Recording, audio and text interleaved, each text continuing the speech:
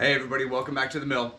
At the end of the log road, we have a 28-inch on one side, 30-inch on the other side, 16'8" piece of eastern white pine. We had a subscriber ask what it looked like and the details for rolling this in. We have a previous video that shows kind of the components of the log road, but he actually wanted to see how we get these things from here up into the mill bed. So here we go. I've already wound out the wire for the winch, and I'm going to drag it out to the log and go over the top, always over the top. Otherwise things get crossed. It's a lot more pressure if you go underneath. And I'll bring it back to the chain and then we'll go from there.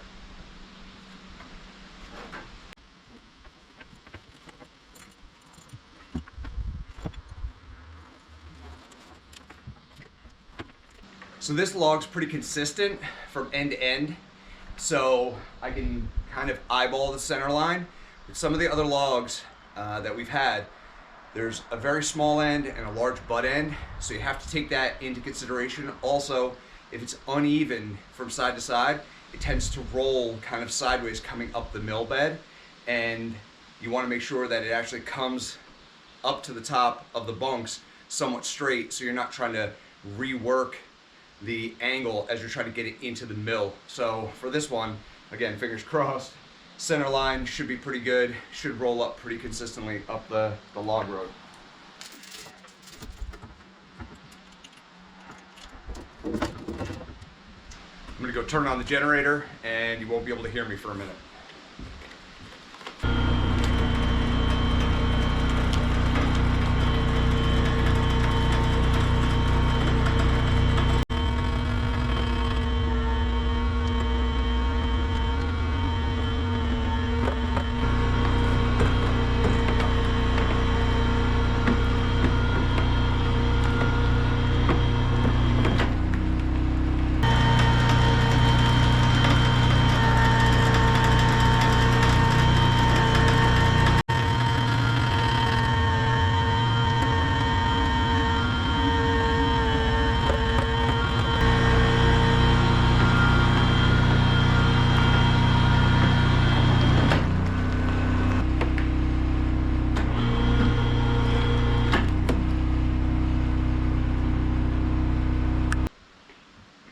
So even though this was pretty round, it's still a little bit farther over than I want it to be. So what I'm going to do is I'm going to put a stop on this side, and then I'm going to take the PV and go to the other side and just try and, I guess, shuck that end in a little bit more so it's straighter coming into the mill bed.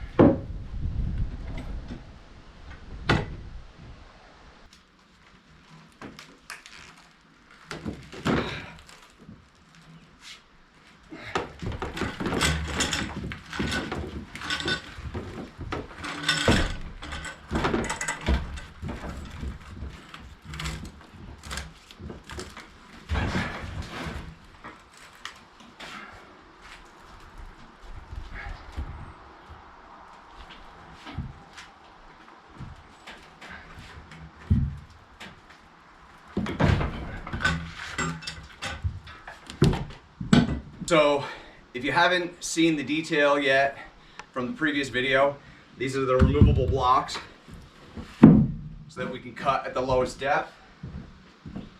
They'll come out.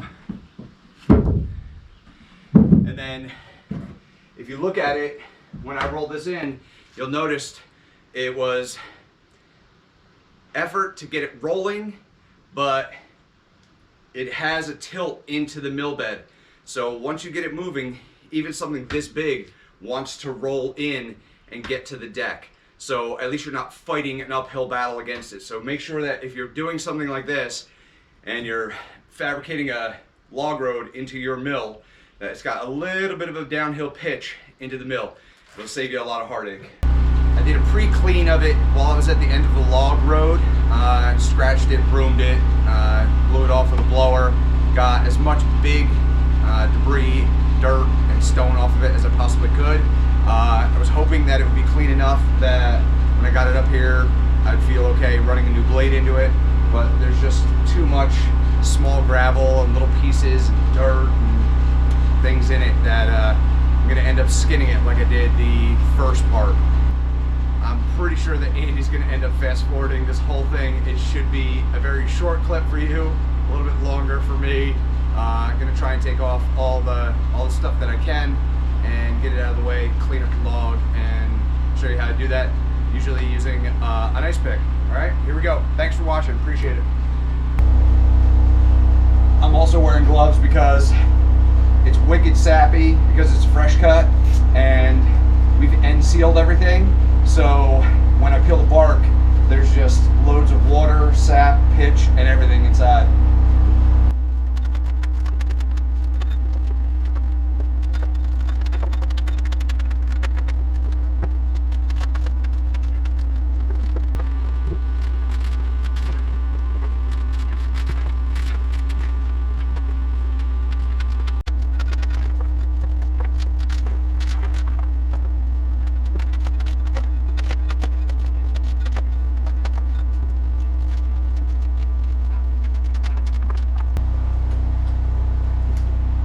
Camera will pick that up, but yeah, there's a lot of liquid in there.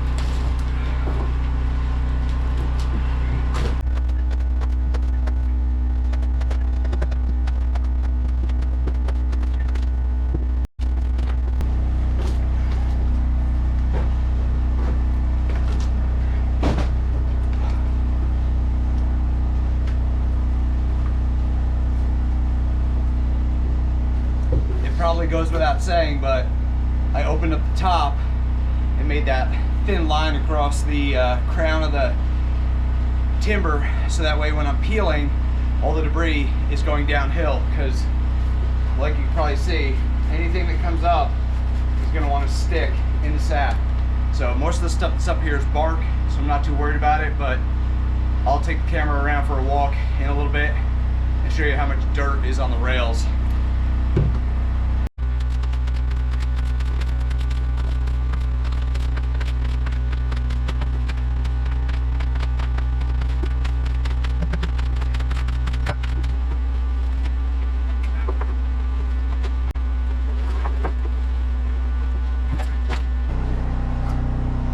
So as you can see, there's still a little bit of dirt near the knot holes, but I'll blow those out with a blower.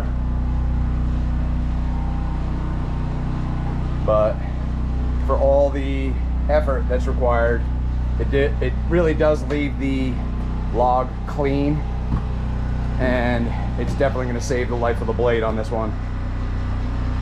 Same thing, other side, strip clean. If it was a smaller log, I wouldn't be so concerned, just because the blade wouldn't tend to dive as much. But with something this big, you know, on this end, this kind of stuff that's in the bark you start putting that into the saw blade, and all of a sudden you're just changing and changing and changing and changing blades, and it's just not worth it. So a little bit of extra effort.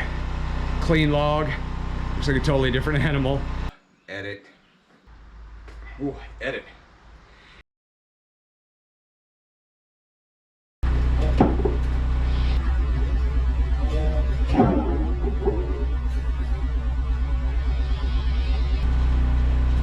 I don't know if it caught it, but yeah, I decided to dump the new GoPro into the side of the building. Not so good. The log is all clean except for the bottom side. I'll end up taking that bark off once I roll it over, after I get a couple of top cuts out of the way. As always, we appreciate you watching. Don't forget to like and subscribe. It doesn't cost anything, but it really does help us out. And wherever you are, hopefully you're having a great weekend. Be safe, be well, and we'll see you on the next one.